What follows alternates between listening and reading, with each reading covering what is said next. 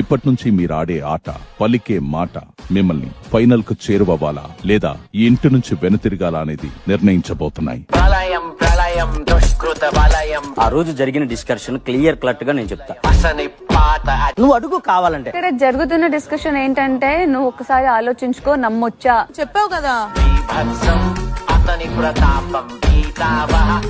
ఉంచుదాము అని అనుకుంటే కత్తి ఎవరికి ఇద్దాం అనుకున్నారు మరి? నేను నిన్ను అడిగానా? నువ్వు వచ్చి చెప్పావు. అడిగావు 10 సార్లు వచ్చి అడిగావు. నాకు కత్తి ఇవ్వు. ప్లీజ్ నువ్వు అడిగావు. నేను అడుక్కోలా. అడిగావు. కత్తి ఇవ్వు అని అడిగా.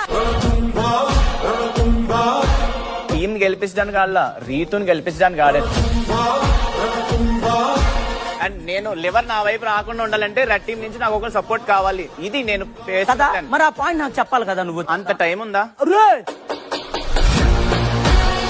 ఆవిడ ప్రాంక్ చేయడానికి తీసారో లేదంటే మరి వేరే జోక్ చేయడానికి తీసారో తీసుకెళ్లి పక్కన పెడితే నేను ఆ విషయంలో మాత్రం చాలా బాధపడ్డా.